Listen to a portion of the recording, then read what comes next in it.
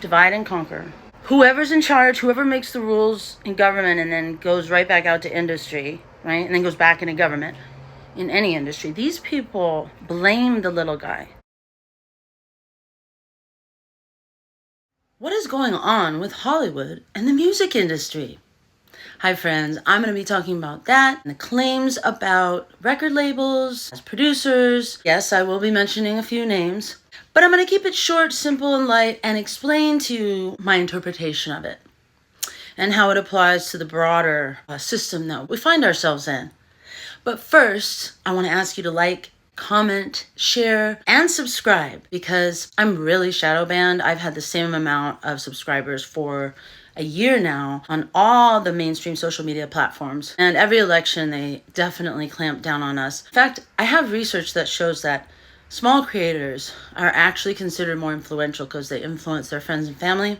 And I've found, limitation of my visibility to be rather obvious. We're getting close to the election. Interpretations are sound. I'm an award-winning journalist, so why don't you consider subscribing? Give me a shot. Give me a chance. And let's get into this. Telling the public, oh no, don't record it and send it to your friends. Don't make a mixtape. You gotta pay the artist. Oh, I'm happy to buy the music of my favorite musical artists. But I'd like to maybe have a copy of it in my house. Why do I have to stream now? Why is that all there is? What I'm trying to say is, they're sitting there, the labels, talking about piracy. Well, why don't they pay the artist more in the first place?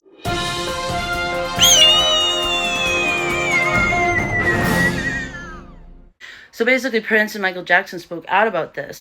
Hi, my friends. A lot's been coming out in the news about the music industry. I'm sure you've noticed at least a little bit. Things about Michael Jackson, Prince, record labels, Clive Davis, Big Boy Records, and of course Sean Combs. I think it's really interesting, just an observation on this, is that the situation surrounding music artists and record labels and every shenanigan in between is a really good metaphor for the entire system. Here's why. The whole piracy thing? Remember these public service campaigns in the early aughts? A study came out a couple of years ago saying that this campaign didn't even work. In fact, these campaigns caused more illegal downloading. Basically, the little guy, us, and many of us are artists ourselves, we want to be able to imitate, emulate, and give homage to people who have inspired us. We have to pay a huge sum to their record label, even to use it. Giving proper credit, of course. So this whole piracy thing is a managed thing. How do I know? Well, I guess everything that Prince and Michael Jackson were saying has a lot of truth about the record labels keeping the entertainer in debt, working in the afterlife, says Jaguar Wright. She came up when they had this genre called neo soul. She said it's basically Philly soul, but they wanted to repackage it. It worked. Neo soul was awesome. I used to love listening to Jill Scott. She was neo soul. So was D'Angelo. Remember that? So whatever. Jaguar Wright. She's been spilling the beans. I'm sorry. Why does it have to be tea now? Spilling the beans on the record industry and Hollywood. She and Cat Williams. My God. Seems a lot of the happenstances involving our record artists are possibly they didn't go down the way we thought. But here's my point. Divide and conquer. Whoever's in charge, whoever makes the rules in government and then goes right back out to industry, right? And then goes back into government in any industry. These people blame the little guy. Okay, so they have this contract when they are even mildly successful. They're not getting the right kind of compensation as far as I can tell. We hear about royalties and stuff, but it's like funny math. I'm sure that a contract is complicated, and I'm sure there are eventualities for how successful you are. But when you are, you shouldn't have to worry about being in debt ever again. But that's not the case. And they blame the artist. So they blackmail them, they get them hooked on whatever, and they make them work. Britney Spears, anyone? And they're the ones who have all the power. Kind of like the media, They blame everybody but them for the reason that Kamala Harris is losing. One more thing. Back around to the piracy issue, oh my God, you better buy that from the artist, you thief. think about Americans. Do they all have like kind of a litany of songs that are part of our culture? Only generationally, only about every decade, you know? But once you stop tuning into pop, you don't really know that. But go to Ireland. Everybody knows the pub songs, you know?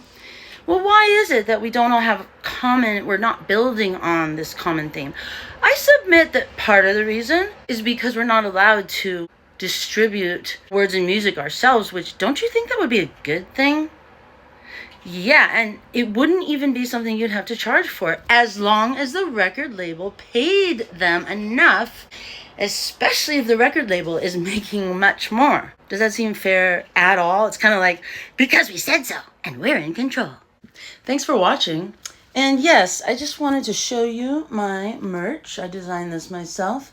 It says, and yes, I did do a little alteration here because it was a little constricting. It's called an all-over t-shirt, and I have it made by spring.com or Teespring, T-E-E, and then the season spring. And it says, conspiracy theorist? Please. I'm an early adopter of truth. And I've got other t-shirts too that aren't so bold and wild, but I did some trimming of it like we used to in the 80s, and I've had at least 2 people say something about it now. So check it out. Link in the description and in the bio. So if you like what you hear, head on over to that store and check it out.